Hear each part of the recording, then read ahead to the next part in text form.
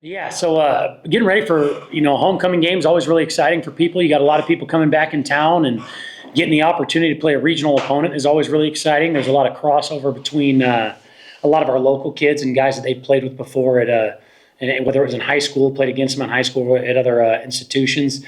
And anytime you go have a tough weekend like we did last weekend, getting the opportunity to come home is always a welcome thought. It's good, a really good opponent. Southern Utah is you know, even more violent and physical than North Dakota up front. I think, Coach Fitzgerald's done a great job there getting those guys up and running. I know they're down for a couple years, but I think up front they are, without a doubt, one of the most physical teams that we will play all year. I think our guys have worked really hard, and I'm excited about the prep that we've had in. And have obviously had tape, so we were able to make some adjustments and a lot of stuff to learn from in all facets of the program. And I think the guys Tuesday started off a little slow, but I thought today was a pretty good day from an overall standpoint. The execution on Wednesday is never where you want it, but I thought the effort and attitude was pretty good. Cody, I got to ask you, what is your quarterback situation going into the Southern? What do you think our quarterback situation is? No, I would say, you'd always love for it to be really clear cut and dry. And I think, everybody say, hey, there are a lot of great things about Hunter Hayes, and I think we will never, ever downplay that. And he's always got to continue to be involved. And I think the situation in the first two games, and we communicated this with him, was that, we're going to try and get the other guys reps to figure who's going to be the guy, and then wanted to feed Kobe a lot of reps in Western Oregon to see where it went. And it was probably a fault of mine, as I should have gotten him in there earlier against North Dakota. But I think there are two sides of the coin. One, when you're down by 40, everybody's playing with house money anyways, because anything you do is going to be better than what was happening. But we need to continue to involve Hunter. And I always say, guys, whoever plays the majority of the reps is going to be a combination of decisions made by me, the entire offensive staff, the leaders on the football team, and also the stats that happen in practice. So, Hunter's one of the guys, like, he is a gamer. And if he wants to continue to play more, he's either got to continue to play like he did against North Dakota and get the lion's share of the reps, or he's got to continue to practice at a level that's better than everybody else to earn those reps. But man, he's always going to be involved in what we do, and we're continuing to have a package for him. It's my fault for not getting him in there earlier, because a lot of the stuff that they were doing up front created some issues on the perimeter, and by having him be the runner, it gives you an extra hat in the blocking, which helps us out a lot. So do we assume that Kobe is under center to start on Saturday? Yeah. I mean, they'll both play. I don't know exactly, how it'll play out. Kobe's going to start and Hunter's going to go in. And when I say he's going to start, it's not downplaying what Hunter has done. It's just saying, hey, if we go all in on the Hunter Hayes package, then and he gets hurt, it's like, well, you threw the lion's share of your reps at stuff that you need a mobile, tough quarterback for. This guy's not falling down. But I think Hunter's just such a unique guy. What he does really successful is kind of unique for our quarterback room, and probably not necessarily able to be replicated by the other guys. And you want to make sure you're practicing stuff that is a little bit more durable if other guys go down. But, we've had a lot of guys go down, so we're having to be a little bit more creative this week in a lot of the position rooms, and I'm excited to see about how that plays out on Saturday. So I understand that that Ramirez and Miller are probably both gone for the season. Yep. So you're down two starting offensive linemen already. How does that impact your game plan? Yeah, I think you definitely have to. You have to find ways to help those guys out a little bit more. And I think it was my fault. In the game on Saturday, the one that, well, one of the ones that really turned the tide. We got an empty and had a deep shot checked on, and we didn't get Jorgen help. But I'd put Jorgen up against a lot of guys in one-on-one situations. After the first time, we were planning on allocating him help, and then we just had a mental error and didn't get him help on the second strip sack fumble. But I think you talk about at the beginning of the year that, I do think we have some depth in that room, which is going to help us out. Now, losing your left tackle and your starting center, those are probably the two guys you don't want to lose. And, you go from, hey, we had a bunch of depth, to now we're ready to go. Not a whole lot of depth behind those guys, but that I still feel good about our guys that are going. Even Will started the Oregon State game because Jorgen was still working his way back from some nicks and bruises, and Will is very capable. And I think Stryker is physically really good and mentally really good. He just hasn't had a lot of reps at center. And it was a situation where we kind of went with Zach Sharoma in the North Dakota game, thinking that, hey, if it's just going to be 1 or 2 weeks with Alex, then let's keep everybody else in place. But then finding out the day before the game that Alex is out for the year, and then Jorgen getting hurt is also a bummer. But we're going to continue to go play. I would take Coach Hughes over any offensive line coach in the country. I think he's awesome. He's accountable. He has good adjustments. He's a great teacher. We do have to help those guys out, understanding their situation. So that's, more quick game, giving them some more help in pass protection. But we got to go play with whoever's out there, and our guys are ready to go. I mean, we have 5 offensive linemen that we feel are starters, and so we got to go out and make sure that even though we know the talent's there, that the experience is hard to replicate. So we got to make sure we kind of ease them into the game a little bit. We saw a little more of Christian Fredrickson and Jeff Weimer on Saturday.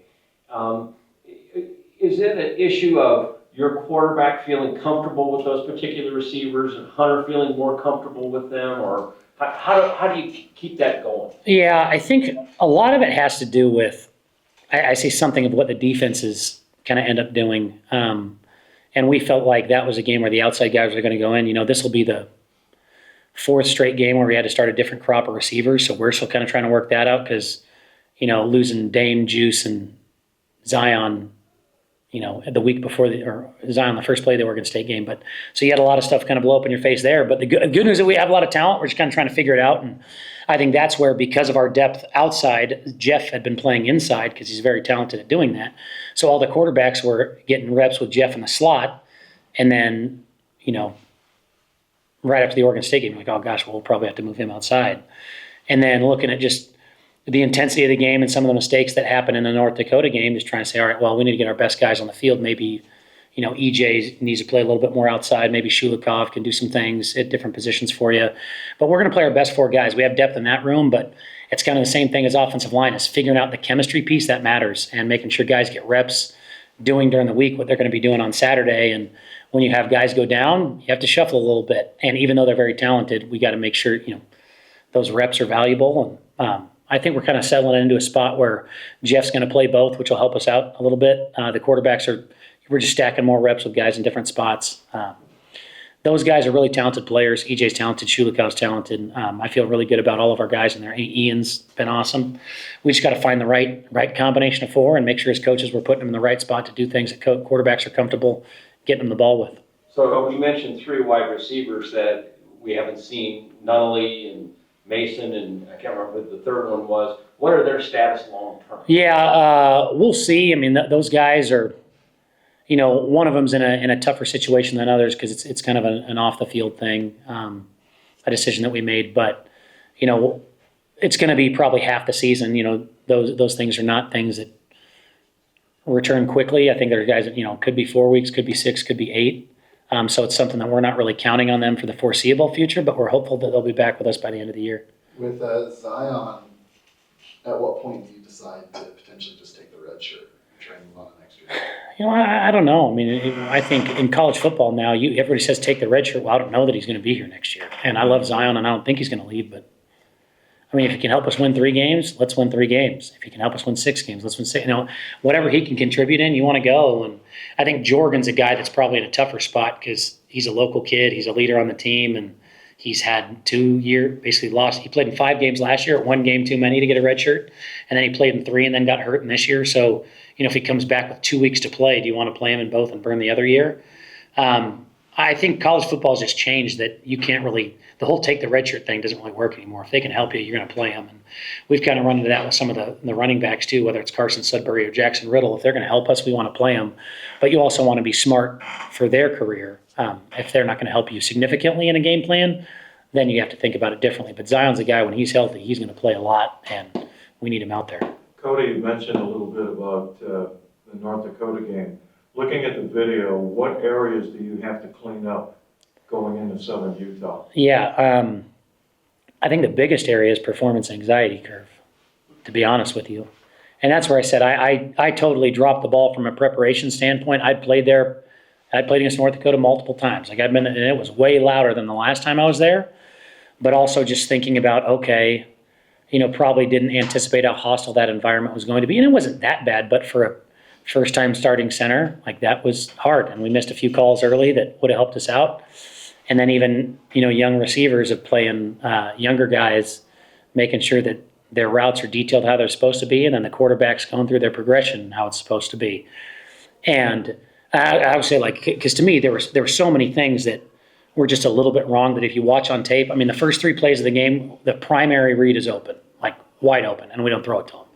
Now, that's my fault to make sure we're replicating that in a game. And do we have the right guys in the right spots? As a coach, we got to make sure that we put out guys that are trustworthy. And that's one of the things with Hunter Hayes that continues to stand out is, hey, he may not be the best guy Sunday through Friday, but when you point a gun at his head, he doesn't flinch. And you want to put a lot of stock in that, but you also want to give guys an opportunity that, hey, if you're at work and you're doing things the best 6 out of 7 days, you want to say, well, let's trust this guy. Let's see how much he can grow. But eventually, at some point, you just got to play the guys that are producing. And that's kind of where it comes to at the receiver standpoint of being able to see how guys like Eric and Mike Shulikov have played, where they're older, more mature guys, and they consistently are detailed in all of their routes and they execute. So you might have some more potential at other spots. That's everywhere. O-line, offense, O-line, quarterback, receiver, you might have more potential other places, but if you want to win football games, you need guys that do what they're supposed to do when they're supposed to do it to the best of their capability, regardless of what the environment is. And that was the biggest coaching point on the sideline is guys, take a deep breath. What is the cadence? What is the formation? What is my drop? What is my depth? Because if you go out and operate, I still feel like if we played North Dakota again, they're a top 10 football team, but they're not 4 touchdowns better than we are. I mean, I thought it was embarrassing how I failed to prepare our guys ready to go and the oversight that I had with maybe a couple of our guys because, it's all the big plays. It was like, man, it was something that we could have done differently. And if you count the pick 6 going in as a potential 14-point swing, at least a 10-point swing the way Gabe's swinging it, plus the 2 fumbles that had him. I mean, guys, that's 28 or 24 points right there. And then our defense had one close out at the end. Now, hey, if ifs and buts and candies were candies and nuts, we'd all have a very Merry Christmas. I get that. But that's where you just have to get guys, if you look at the scoreboard and say, wow, we're getting our butts kicked. You're like, well, when we're not handing them touchdowns, we're doing fine. And whether it was a 3rd down false starts, which is on me of not having it loud enough and not getting the guys revved up enough in practice ready to go, or quarterback footwork or receiver route depth and offensive line communication, that's all on me. And they're all things that we can control and things that our guys 9 times out of 10 would have told you they knew exactly what to do. But when those things start to compound and you start feeling a little bit more nervous, it's not going to come together well. It's hard to win college football games, and when you don't execute, you're not going to beat anybody. Cody, tell me what happened on the pick 6. Why was Jackson Sharman in the game, and what happened on that? Yeah, well, so this is me trying to be a good guy. So we missed a protection call on the play where it was a pick that got overturned for roughing the passer. So we missed a protection call, should have got it right. Kobe got whacked. And the very next play, we called a really easy pass, and Kobe threw it to the wrong guy. So I'm thinking, this is day one stuff. He's throwing it to a guy who's blocking. I thought, oh my gosh, is he concussed? Because that's something, I don't get how you mess that up. But I do, I've had head injuries. My he retired from football because of head injuries. I'm like, hey, we need to get Kobe checked out. Because how he makes that mistake with a guy who's as smart and experienced as Kobe is, I'm like, hey, something's wrong. So then we put in Jackson Sharman, and he went to the wrong side, and the route was a little deep, and he missed a little inside, and so there are a multitude of factors of, hey, I as a coach, I got to coach up Sharman and make sure he knows where to go with the football because we went to the wrong side. And then we're going to the wrong side. The route was a little deep, and he threw it inside, which any hitches or stop routes and locked routes on the outside, you got to miss outside, not inside. So it was a multitude of factors of Kobe getting whacked, me probably overthinking the previous play of trying to make sure that Kobe was safe. Also, this is a play that we had was good, and we had him dialed up to the boundary. We threw it to the field. The route wasn't experienced. It wasn't a great ball. Then the guy makes a good play, and it turns the game. So a lot of factors back to back to back there where I felt like I was doing the right thing by our players. But probably should have just thrown in sticks and ran it rather than calling a throw in there. But I want to make sure Kobe was safe. It's a mistake that Charm knows. He would have done the other thing, but I got to make sure those guys are prepared and know what to do.